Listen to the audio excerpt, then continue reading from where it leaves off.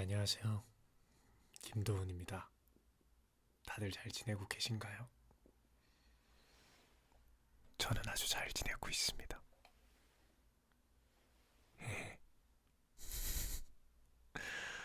아, 얼마 전에 제가 공연한다고 많이들 보러 와주셨으면 좋겠다고 영상을 만들어서 올렸었는데 그 공연을 잘 마치고 졸업도 잘 한 상태입니다.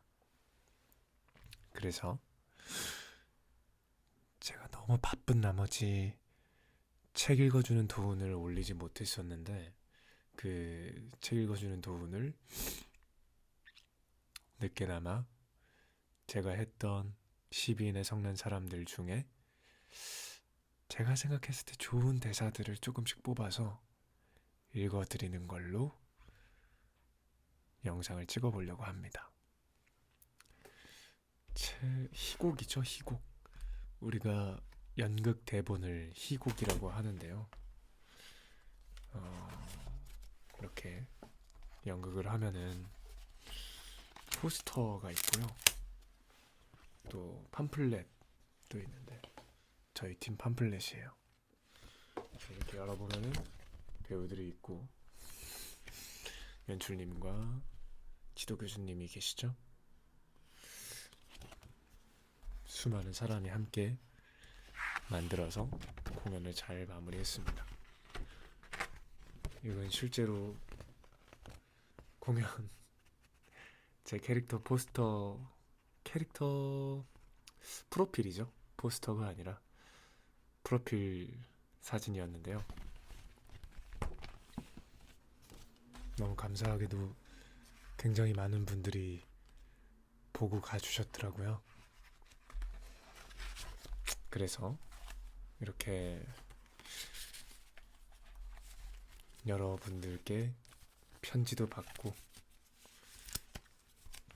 제가 좋아하는 이터널 선샤인 이 포스터 뒤에다가 편지도 받고 제 최애 중 하나거든요. 그리고 이렇게 팀에서 준비해준 롤링페이퍼 부스에다가 정말 많은 분들이 즐거웠다는 어떤 마음들을 남겨놓고 가주셨어요. 정말 정말 보러 와주셔서 고맙습니다. 제가 롤링페이퍼에다가 잘 기억하고 간직하겠다고 했는데 제가 진짜 잘 기억하고 간직할게요. 고맙습니다.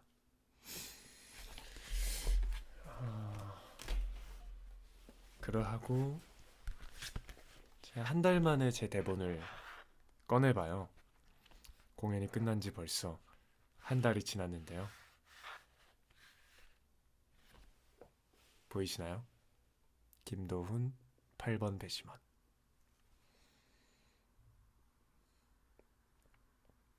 이 조그만한 글씨는 뭐냐면 내가 틀렸을 수 있다. 잠깐. 근데 그럴 수 있나? 라고 써놨는데 이건 제 캐릭터가 어 아니 제가 생각했을 때 제 캐릭터가 가장 많이 속으로 생각했었을 것 같은 말, 의문점 그런 걸 이렇게 적어서 써놨고요. 제가 재본된 대본을 받으면 날짜를 쓰는데 여기 보면은 25년 7월 7일이라고 써 있어요. 벌써 3개월 하고도 2주가 흘렀네요. 시간이 정말 빠릅니다. 그런 의미에서 제가 이 희곡을 부분 읽어 드릴 건데요. 내용은 12명의 배심원이 아버지를 살해한 아들의 살인사건 재판의 배심원으로 나와서 만장일치가 되지 않으면 배심원실에서 나갈 수도 없고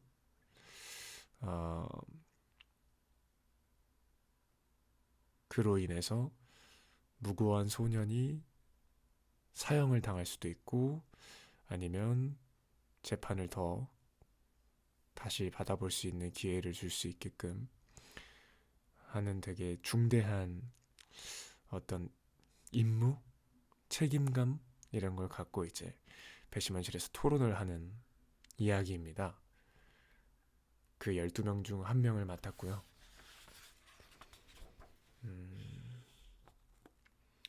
8번 배심원이라는 사람이 11명은 다 유죄라고 생각하는데 본인만 유죄가 확실하지 않기 때문에 유죄라고 손을 들 수 없다 라는 마음으로 무죄를 투표하고 함께 더 이야기해봐요 라고 말하면서 이야기가 시작됩니다.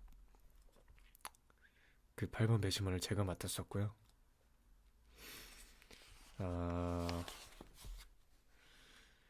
좋습니다. 제가 조금씩 읽어드릴게요.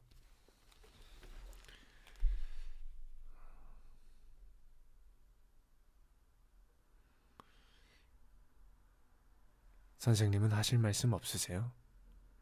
아니요, 저는 난 1시간 할애할 용의가 있어요.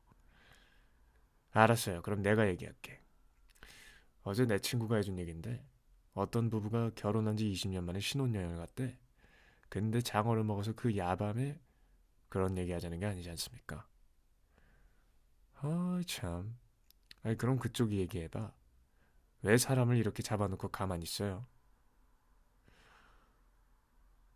8번이 이야기의 시작을 물을 흐리는 어떤 딴소리하는 아저씨에게 이야기합니다. 솔직히 저도 잘은 모르겠습니다. 다만 얘는 평생을 발길질 당하면서 살아온 애예요. 불우한 환경에서 태어나 9살 때 어머니가 죽고 아빠가 감옥에 가 있는 1년 반 동안 고아 안에서 살아왔죠. 흔히 얘기하는 출발선이 다른 애예요. 그렇게 16년을 살았고요. 전 여기 있는 우리가 그에게 한두 시간 정도는 얘기할 시간을 빚진 게 아닌가 하는 그런 생각이 들었습니다. 그러자 욱하는 기질이 있고 큰 소리를 뻥뻥 치는 중년 남자 10번이 이렇게 얘기합니다. 이렇게 말하면 좀 심하게 들릴 수 있겠지만 우리 뭐 빚진 거 없어요. 공정한 재판을 받았잖아. 안 그래요? 아, 그 재판하는데 돈이 얼마나 들었을 것 같아? 그런 재판을 받았다는 게 그런 애들한텐 다행인 거예요. 내 말 무슨 뜻인 줄 알아요? 여기 다 어른들 아니에요. 사실만 갖고 얘기해야지. 안 그래요? 엄연한 사실이 있는데 그놈이 어떤 애인지 뻔히 알면서 걔 얘기를 믿어보자 어쩌자 한다는 건 말이 안 되잖아. 아이고 봐요. 나도 평생을 그런 데서 큰 사람이야. 단 한마디도 그놈들 말을 믿어선 안 돼. 아주 뼛속까지 거짓말쟁이 족속들이라고. 이 발언으로 한바탕 시비가 일어나고 감정적인 대화가 오고 가기 시작하죠. 그래서 해야 되는 어떤 그 소년에 대한 이야기를 하지 않고 감정 싸움이 시작돼서 한바탕 소동이 일어납니다. 그러다 12명 중 한 명인 12번 배심원이 이러지 말고 한 명씩 나가서 8번 배심원을 설득하자고 얘기합니다. 그래서 각자가 자기가 생각하는 중요한 증거들을 다시 한 번씩 얘기하면서 8번이 다르게 생각하는 이유를 이해할 수 없다고 이야기하죠. 그 말을 듣고 있던 8번이 반론을 하기 시작합니다. 페인트 칠을 하면서 생계를 유지하는 6번 배심원이 범행 동기에 관한 말을 하면서 증언을 들어보면 분명한 게 한 7시부터인가 아빠랑 싸움이 있었다고 이야기를 하죠.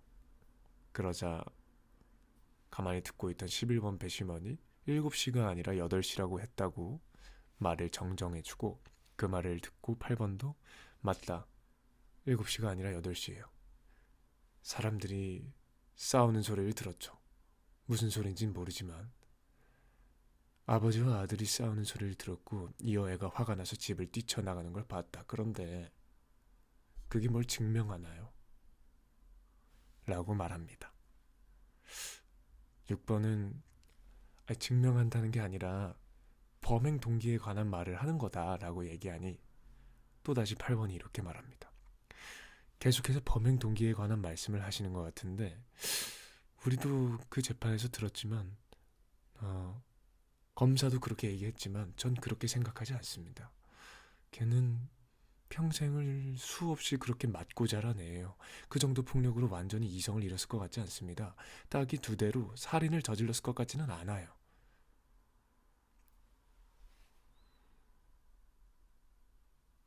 매일매일 맞고 자란 애가 단지 딱이 2대를 맞았다고 그 순간 살인을 저질렀을 것 같지 않다. 그러니까 이 아이를 유죄로 확신해서는 안 된다. 아닐 수 있는 가능성이 있지 않냐. 이러한 얘기를 하죠. 그러다 8번 배심원의 차례가 돼서 8번 배심원이 사람들 앞에 나와서 이런 얘기를 합니다.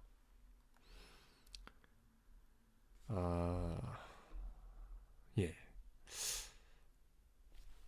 제게 무슨 특별한 생각이 있어서 이러고 있는 건 아니에요. 저도 여러분하고 똑같이 들었으니까요. 재판을 보면 그 애는 유죄로 생각됩니다. 유죄인지 모르죠. 저도 꼬박 3일 동안 거기 앉아서 그 증거들이 탄탄하게 구성되는 걸 들었으니까요. 근데 모든 사람들이 납득해갔지만 전 좀 다른 생각이 들었습니다. 과연 쉽게 납득될 수 있나? 그러다 몇 가지 질문이 떠올랐고요. 역시 별것도 아닐 수 있겠지만, 그러다 변호사가 자기 역할을 제대로 하고 있는 것인가 하는 의구심이 들기 시작했어요. 작은 문제들을 수없이 놓치고 있었거든요. 라고 얘기하죠. 라고 얘기를 하니 또 다시 여러 사람들의 어떤 반론이 들어오기 시작합니다. 또 감정적인 말들도 들어오죠. 무슨 소리 하는 거야. 뭔 또 작은 뭐가 문제라고 막 이렇게 하는 거죠. 그러니까 8번이 또 얘기합니다. 제가 쭉 걔 입장에서 생각해 봤어요. 저 같으면 다른 변호사를 부르고 싶었을 것 같아요. 만약 제가 그 피고석에 앉아 있었다면 제 변호사가 검사 쪽 증인들의 허점을 낱낱이 파헤치거나 적어도 노력해 주길 바랬겠죠. 생각해 보세요. 이 재판에서 가장 중요했던 2 증인. 한 사람은 지나가는 전철 차창을 통해 살인을 목격했고, 또 다른 한 사람은 위층에서 소리를 들었고 나왔더니 애가 뛰쳐나가는 걸 봤다. 그런데 만약 그 2 사람이 틀렸다고 가정해 보세요. 8번 배심원은 뒷부분의 대사에도 나오지만 가정, 추측, 추론 등을 통해서 아닐 수도 있지 않을까 하는 가능성을 열어놓고 여러 명의 상대와 이야기를 하고 있습니다. 제가 매 연습을 하면서 느꼈지만 이제 역할은 역할이고 저도 사람이니까 어떤 감정을 받았을 때 타격이 있고 여파가 있을 거잖아요. 그걸 매일매일 하루 10시간씩 연습을 하니까 이제 그만 좀 나한테 화를 냈으면 좋겠다. 사람들이 왜 이렇게 나한테 화가 나 있지? 라는 생각이 드는 거예요. 네, 더 일반 다른 사람들에겐 아니, 다 끝난 사건 갖고 또 왜 이렇게 긁어부스럼 만들어 싶으니까 답답한 마음에 화를 낼 수도 있겠죠. 하지만 이렇게 고군분투하고 있는 8번을 보고 원래 역할은 할아버지인데요. 저희 연극에선 할머니로 대사를 변경했어요. 아니, 대사를 변경한 게 아니죠. 배역, 그쵸. 배역을 변경했어요. 그래서 할머니가 이렇게 얘기합니다. 조금 뒷부분인데요.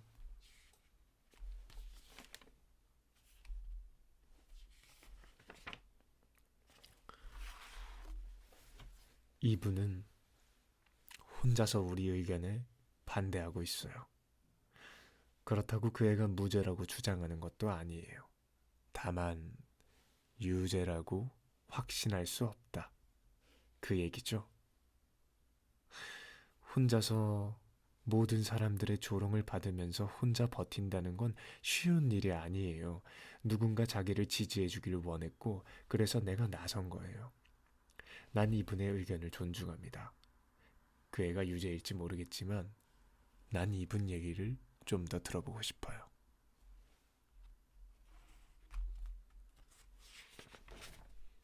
8번을 지지하는 첫 번째 배심원이 나타났습니다. 그리고 10대 2로 토론이 진행되죠.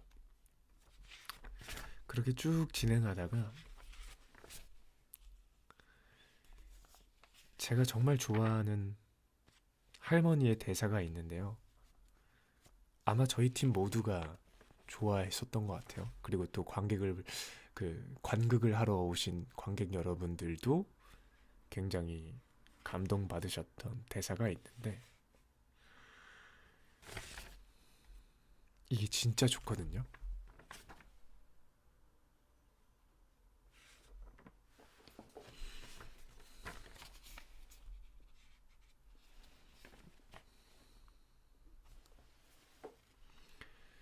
할머니가 말합니다. 관심 받고 싶었을 거예요. 난 아주 오랫동안 그 노인을 지켜본 것 같은 느낌이 들어요. 봤는지 모르겠지만 소매단이 다 뜯어져 있었어요. 법정에 나오면서 그래도 그 옷밖에는 없었던 거예요. 다 떨어진 양복 한 벌밖에 없는 늙은이가 천천히 증언대로 올라갔어요. 중풍을 맞아서 한쪽 발을 절었지만 창피해서 감추려고 애를 썼죠.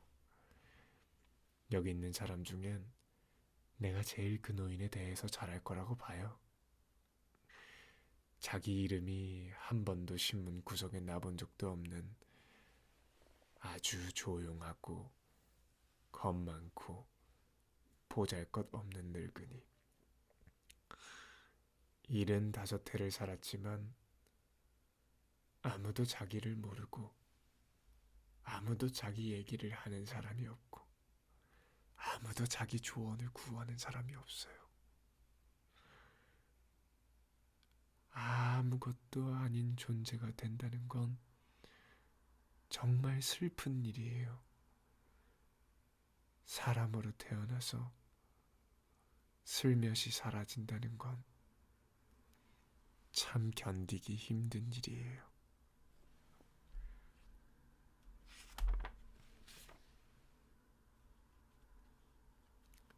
이때 같이 연기했던 이주영 배우가 이제 할머니를 연기한 신민서 배우의 이 방금 대사가 끝나고 딴지를 걸어요. 그래서 내가 그 노인이 관심 받고 싶어서 거짓말했을 거라고 믿어야 되는 거예요? 막 이런 식으로 이렇게 딴지를 걸면 그 모습을 이제 저는 보잖아요. 연기는 화를 내고 있는데 이주영 배우도 슬펐는지 이렇게 눈시울이 붉어져서 눈이 촉촉해져가지고 딴지 거는 연기를 하더라고요. 참 감동이 깊은 대사였습니다.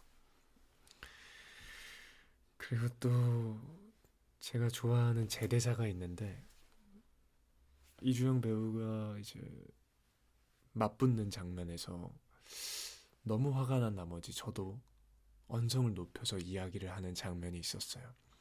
설득을 시키기 위해서 계속해서 주변 사람들을 위협하는 느낌으로 언성을 높여 얘기하는 7번 배심원에게 큰 소리로 그 사람은 국선 변호사였다. 많은 걸 의미하죠. 그 사람은 이 사건 맞는 걸 원치 않았을 거예요. 선임된 걸 원망했을 수 있죠. 돈도 보람도 이길 확률도 없고 젊은 변호인이 원했을 상황이 아니었을 겁니다. 변호인이 자기 의뢰인을 믿어야 튼튼한 방패로서 좋은 싸움을 해갈 수 있는데 그 변호인은 당신이 이미 말했듯 처음부터 그러지를 않았다고요. 라고 얘기합니다. 이 장면 연기할 때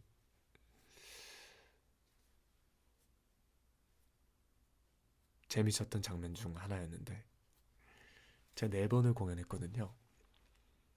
근데 막상 공연을 했을 때 우리가 연습했던 감정의 흐름대로 흘러갔던 적은 딱 한 번밖에 없었어요. 4번 연극은 새롭게 연기하고 새로운 흐름을 만드는 순간을 만드는 일이니까 아주 미세하게 조금씩 호흡이 달랐던 적이 있는데 마지막 공연 때 의도했던 바대로 연기했었죠. 그게 좀 기억에 남아요.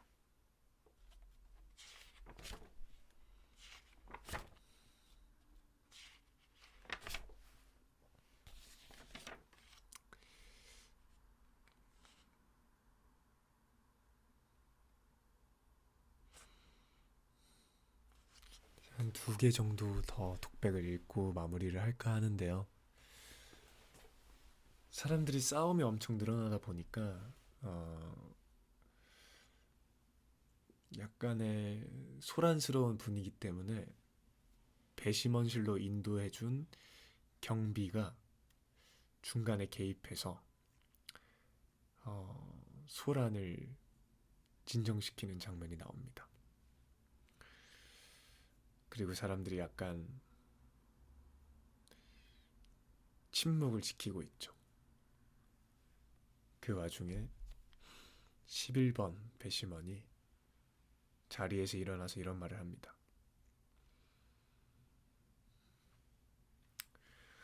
죄송한데 제가 한 말씀 드릴게요.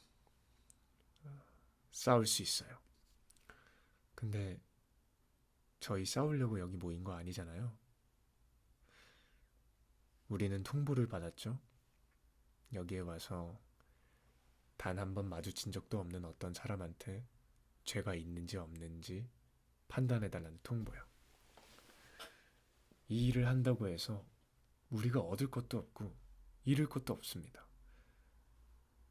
이 판결이 우리의 이익과 직접적인 연관이 없기 때문에 그래서 우리가 강할 수 있는 거예요. 우리한테는 책임이 있어요.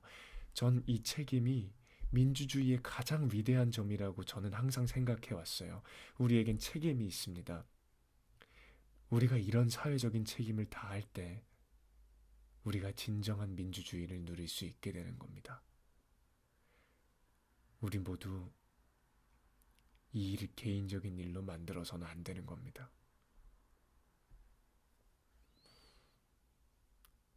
대사가 참 좋은 게 많아요. 이 작품은 미국 배심원을 배경으로 만들어진 작품이어서 어쩌면 역사적으로 들어가면 자유민주주의에 대한 이야기, 또 미국 배심원 제도의 특징들이 많이 들어가 있는 작품인데 그것들을 토대로 저희는 저희들끼리의 어떤 새로운 12인 성난 사람들을 만드는 데 주력했던 것 같아요. 그런데 원체 대사가 좋아서 기존에 갖고 있던 내용의 힘들이 연기를 하는데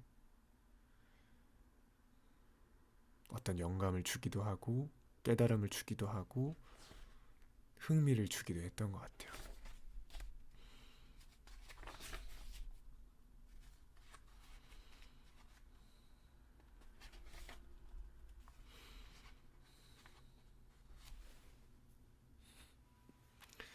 이거는 이제 깨알 재미 요소가 있었던 제 개인적인 재미 요소가 있었던 장면이었는데 첫 번째 어, 반론을 제기했던 내용이 음, 소년이 사용했다고 불리는 그 재판에서 등장한 칼이 유일한 칼이라고 재판에서 얘기가 나오는데 제가 그것은 유일한 칼이 아님을 증명해내요. 아주 비슷한 칼을 소년이 살고 있는 전당포에서 구해와서 배심원실에서 꺼낸 거죠. 그리고 그 칼을 보고 어떠한 토론과 이야기와 썰전이 진행되다가 2번 배심원이 탁자에 꽂혀있는 이 칼을 뽑으면서 2번은 배심원을 처음 하는 어, 되게 약간 모든 게 다 새롭고 잘 몰라서 말을 아끼고 있는 어, 한 아들을 가진 엄마였거든요. 이걸 탁 뽑아서 저 궁금한 게 있는데요 하면서 칼을 보다가 이렇게 칼을 펼쳐요. 이렇게 탁 했는데 이렇게 깜짝 놀라는 장면이 있어요. 그건 이제 안현주 배우의 어, 연기인 거죠. 안현주 배우가 생각해낸 칼을 이렇게 저 궁금한 게 있는데요. 깜짝 이렇게 하는 연기가 있는데 어떤 그런 디테일한 모습이 그 캐릭터를 또 칼을 처음 다뤄보는 여자로 이런 칼을 처음 보는 여자로 만들어 주더라고요. 그게 갑자기 생각나네요.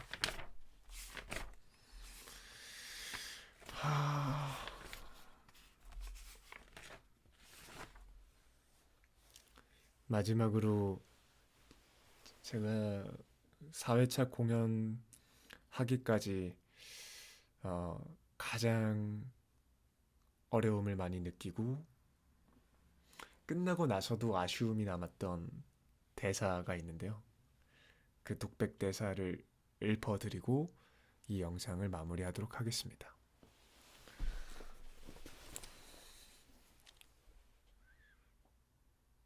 개인적인 편견을 완전히 배제한다는 건 쉽지 않은 일이죠. 또 편견이 진실을 가리는 일이 비일비재합니다. 하지만 전 지금 우리가 그 어떤 편견의 장막 때문에 어떤 피해를 입었다고 생각하지는 않아요. 왜냐면 우린 진실이 무엇인지 모르고 있기 때문입니다. 우리 중 9명이 피고가 무죄라고 표를 던졌지만 여전히 불확실성에 근거하고 있죠. 예, 우리가 틀릴 수 있어요. 우린 어쩌면 지금 죄인을 사회 안으로 돌려보내려고 노력하고 있는 건지도 모릅니다. 하지만 우린 피고의 유죄를 증명하는 데 있어 의심할 만한 점이 있다고 생각해서 그렇게 한 것이며 바로 이런 장치가 바로 기능해야만 우리 사회의 소중한 가치가 지켜지는 거라고 그렇게 생각합니다. 어떤 배심원도 스스로 완전한 확신이 들기 전까진 유죄를 선언해서는 안 된다는 거죠. 우리 9명은 어떻게 당신들 3분이 그렇게 유죄를 확신할 수 있는지 이해하기 힘드네요. 선생께서 말씀 좀 해주시겠습니까?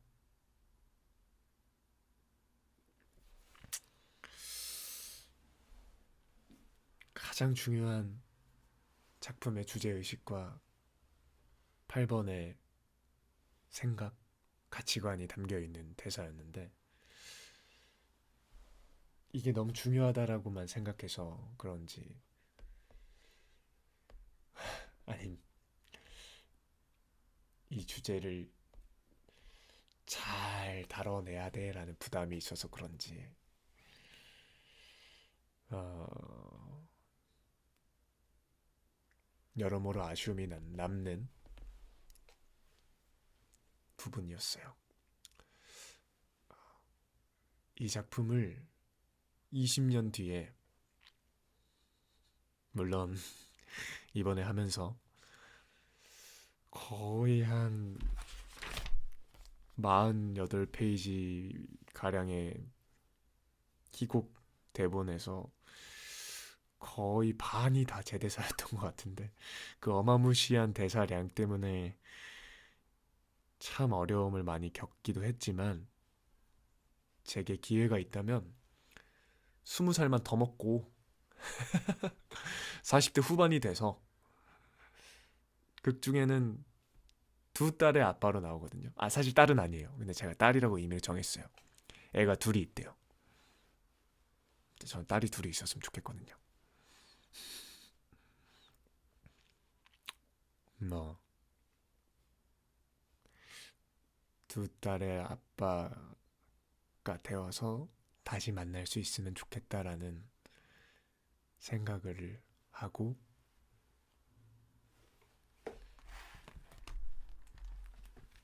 대본을 덮었습니다. 지금까지 12인의 성난 사람들 리딩했던 김도훈입니다. 감사합니다.